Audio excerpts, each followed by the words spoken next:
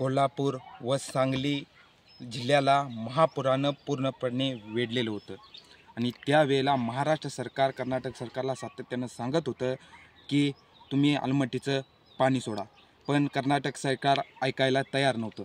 पण असा एक नेता होता, त्याच्या एका फोनवर कर्नाटक सरकारने अलमट्टीचं पाणी सोडलं। त्या नेत्याचं नाव म्हणजे आर पाटील। आज आर पाटील यांचा जन्मदिवस। आज आर पाटील आपल्यामध्ये हयात नाहीत, पण आर पाटील यांचा थोडक्यामध्ये आपण जीवन प्रवास पाहणार आहोत। आर पाटील म्हणजे एक शांत, संयमी आणि अभ्यासू नेतृत्व। आर पाटील हे राज्याच्या गृहमंत्रीपदी, उपमुख्यमंत्रीपदी विराजमान झाले होते।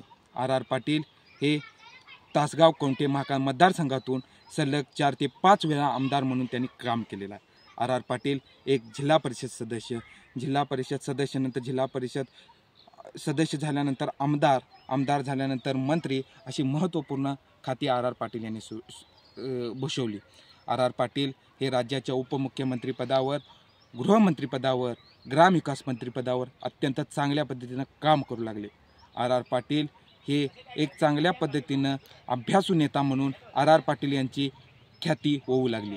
आर पाटील हे आपल्या तासगाव कवठे महाकाळ मतदारसंघापुरते मर्यादित राहणारा नेता म्हणून काही लोक त्यांच्याकडे पाहत होती, पण त्यांच्या अभ्यासू कौशल्यामुळं व आपल्या भाषण कौशल्यामुळं ते राज्यभर विस्तार आर पाटील यांच्या नावाचा झाला।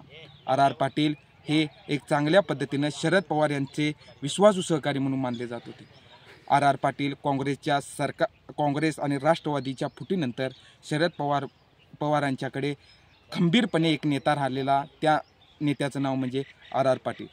शरद पवार यांनी सुद्धा आर पाटील हे नेते आपला विश्वासू नेता आहे म्हणून आपल्या पूर्ण राष्ट्रवादी काँग्रेस पक्षाची महत्त्वपूर्ण खाती आर पाटील यांच्याकडे दिली आणि आर पाटील यांनी प्रत्येक खात्याला न्याय मिळवून दिला।